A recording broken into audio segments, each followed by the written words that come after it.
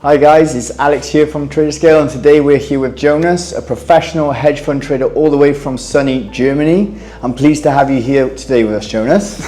Sunny Germany is really good. Thank you for having me. I'm really stoked to have like a little chat with you. Yeah, so first of all, can you tell me a little bit about yourself and how you started trading? Sure, no problem. Now I'm 24 years old. I started really early when I was like really young, 14, 15, 16. I was like, Isn't that illegal? maybe also start like a company, and then over a friend I got into like trading really early. So even when I didn't be able to open like accounts and stuff like that, I watched like charts and here and there and was like hooked really fast because I like patterns and I like symbols and stuff like that. And when you look into trading a little bit more on the deep side, you look like it's figures, it's numbers, it's like symbols and stuff like that. And I was like really hooked really early. Really? And then we were like a little group of like a couple people, and we were like starting and thinking like, okay, how we can do this and that.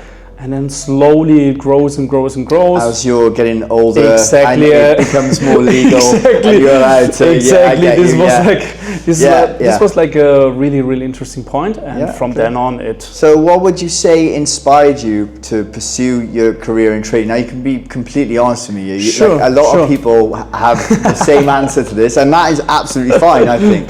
100%. I think most people say on the money side. I completely understand it, because in trading is in the first point all about the money, because you don't start out of joy. It's not like, okay, I want to have joy in my life, now I start trading. You know what I mean? I get it. It is the money side. Yeah. But when you get more and more into the game, you understand it's not about the money at all. Right. Okay. If you start like with thinking it's only about the money, you will not make money, because it's like the law in life. If you run behind something, it's gone. It doesn't come to you. Right. This is like the harsh reality most people don't understand in trading. I got you. Was there any, would you say, pivotal moments or challenges during your trading career leading to where you are now, which is obviously, I know you're very successful personally. So was there any like challenges you thought, Jesus, this is tough? 100%. Yeah. At the beginning, it was like getting the structure in and also the discipline, because, and now I'm giving like away a little bit of sauce, what I see on most traders, and I see on myself as well, most people start trading with no discipline. No discipline in life. They don't go training, they don't look what they're eating and stuff like that. They don't even challenge themselves to read like 10 pages a day for like one week. On the same day, go like 10 minutes of running. And even in the same week, write down every day how you felt, how was your emotions. Most people start trading without knowing themselves. And this is the reason why you don't get successful in trading at the beginning, when you don't start to be yourself and know who you are and where you want to go, and even start on the training side. This is like really big. One of the most technical answers when I've done a previous podcast and been a host. That's one of the most technical answers I've ever received there. Thank you. That's very interesting. So what would you consider like the biggest success in your trading so far? The biggest success in trading? What was trading? That moment, maybe? The moment when I looked inside our kind of hedge fund and we hit like the 10 million equity under control mark. And we were like, holy damn, this is a lot of money. It's getting serious now. And a lot of people behind that. It was like, when we looked on the numbers, it's like not 20 people, they have like a couple 100,000. It was like hundreds and hundreds of people. And even people, they'd be like, hey, I'm earning like 2,000 a month and I'm putting like every month rapidly 500 more in. So they relied on us and they built like their dreams on our skill set. So this was like one of the hardest moments, but also like one of the most interesting moment, because we saw like the numbers and we saw like, whoa. And your results, crazy. would you say like after that moment when you thought, right, we've got a lot of money in here now and there's a lot of responsibility, which is different to kind of prop trading, right? Where your mindset is I guess different. Would you say that your trading performance changed, or would you say it maintained and it got better? The thing was like that we understood that we directly need to change something because we looked at the numbers. Right. It's like in any game, when you look too hard in the numbers, you need to change something because it will affect you emotionally too hard. So what we did, we scaled down our master account to a much lower number, and we only focused on that, and we only grew that account, and we didn't even cared about how much money is in the back end. Right. Okay. And that was like the thing we did, and this was like much better because then we had a chance to continue our really good streak. So would you say that there was any harsh lessons that you learned on your road through this journey? Yeah. One of the harsh lessons, like I already spoke about, is like you need to learn yourself. Right. Yeah. Before starting trading. I got you. Really good one. And also at a certain level, you need to tell the people exactly what they need to do. Okay. On the prop firm side, it's like, read the rules, guys. Yeah. Write down the rules. Yeah, of course. And then stick to your own plan that fits really good to the rules. Yeah. When you don't have rules, especially in the world, in living and whatsoever, it's chaos. Right. And how you should scale from chaos, it's not possible. It's not possible. Yeah. Okay, so read the rules is definitely so. On the prop firm side of things, how do you think like prop firms helped you develop when you were initially starting your journey? Do you think they are an absolute necessity for you personally, or? Prop firms are one of the best things in the industry, I'm being honest, because most people need rules in their trading, and the prop firm is like giving them the rules. And the thing is, like, you have the rules and you got directly the feedback. You get the rules and you do the rules right. You stick to the rules, you get success. Yes. You don't stick to the rules, you don't get success. It's like in life. Yeah. When you break the rules, there are consequences. There's lessons to be learned. And in your normal day-to-day trading account, when you don't start with prop firms, you don't have rules. You can go 100% in drawdown. You can do what you want. You can do whatever you want. Like I told you from the beginning, the most important thing is that most people, most traders, they don't have the discipline to start. Yeah. You need to start having a good discipline and then jump into trading and start with a prop firm account, because for little money you get a good scale of capital. Right. So you would say, for any advice for a trader looking to trade with a prop firm, you would say just read and follow the rules and make sure that you 100%. Install that discipline so that you can move on to larger things. I would do it like that. 3 tasks. Yeah. Number 1, for 1 week, you read every day 10 pages in a book. You go out for a walk 10 minutes every day, and you review your day, like what was good, what was not good. Also, like when you're normal working or when you have like private situations, stuff like that. Do this for 1 week and then start a prop firm account when you did this week successfully. Yes. Oh, that's interesting. Yes. Just allow yourself that discipline first, and then okay, 100%. now you're ready to take that step. And then if you can follow those rules, then exactly. Yes. Okay. Exactly. What advantages do you see from joining a prop firm if you're like a new trader, and even an experienced trader? What advantages do you see versus like going into like a regular broker? Sure. The most important thing is you have the rules. You need something you need to stick to. Yeah. In life, people need something they can stick to.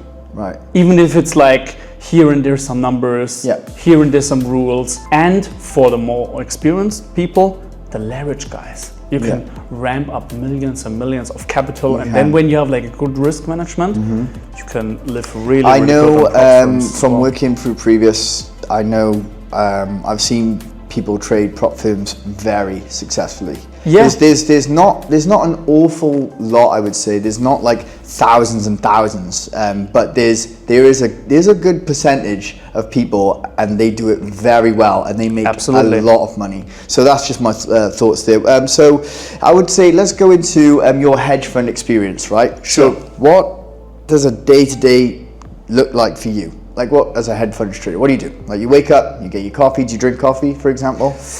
On my side, no coffee, no caffeine, no alcohol, no carbs, no alcohol, nothing on that side. Really? Yeah. So it's like a really kind of boring life, because I see on the trading side, when you have like a lot of capital, it needs to be boring. Yeah. Because when it's too exciting, how it should be successful. When it's too exciting, we're like, okay, it's moving like that. Oh, then we'll let a little drawdown. Okay, now it's profit.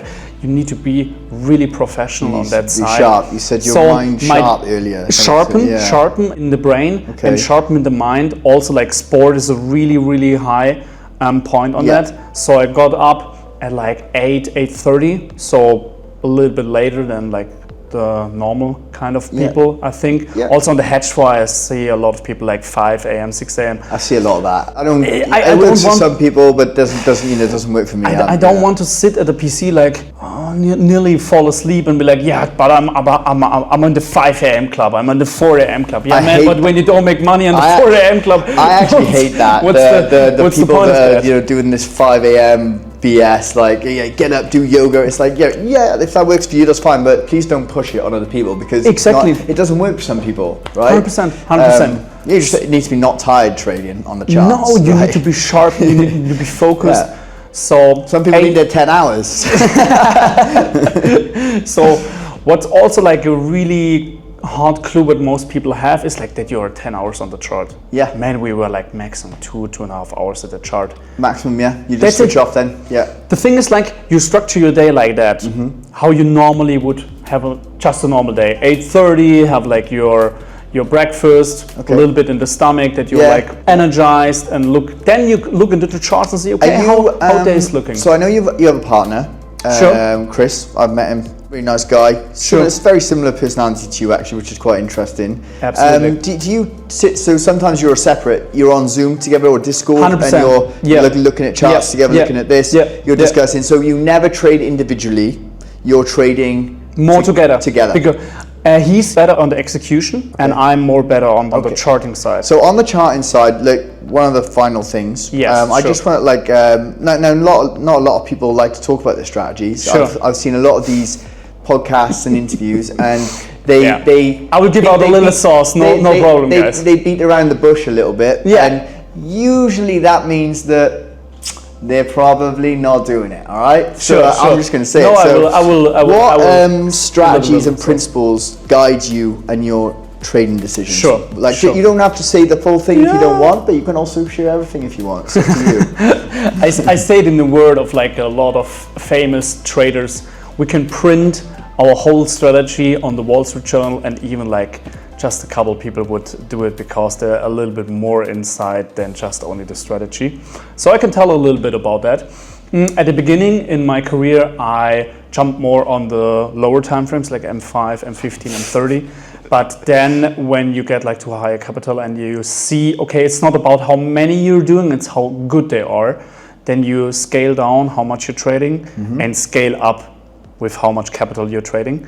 So on that side, H4, D1, look on the really good supply and demand zones. Yes. And look here and there for some patterns. Yeah. They repeat over and over. Yeah. They don't repeat like 10 times a week. They repeat like 3 to 5 times a month. Yeah. And there be like the most people, I need to wait so long for that. But then I think like, okay, when you have like a normal job on the side, this is the best you can do. Yeah. You can swing like for a couple days, 1 week, 1.5 weeks. Pull your phone out of work and just click it out. It's not, Exactly. Then you watch it a little bit, and this is how we did it. So pretty simple.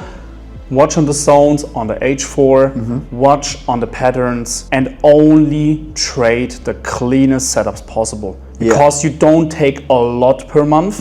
So this is like the things you're taking, they need to be like spot on, really good. They'd be like, nearly obvious that they. So we'll just finish up with some like what's next for your trading career and any final advice before we do a quick this or that with like for aspiring traders in our community, TraderScale. What was the best piece of advice you received, do you think? The next for me is like to get in like some good cooperation with people like you as well and other guys as well to build up the system even more, because we see in the current situation a lot of people need help on that side, and we developed the skill over a lot of years, so we can provide the skill to a lot of people and help them even get the skill on their own or even make money through our skill as well.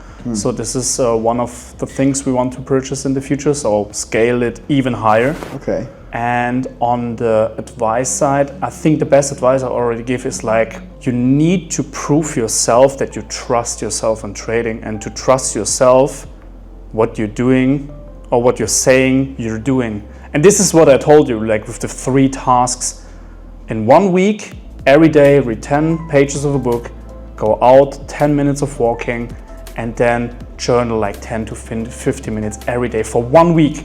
And I can guarantee you, these people who doing it get much more successful in life or in trading as well. Quicker as well. 100%. Yeah. Because you need the discipline. Most people don't have discipline in nothing. This is a really hard problem. Would you say that is? Yeah. You woke up and you need to make your bed. Yeah. How many people doing that?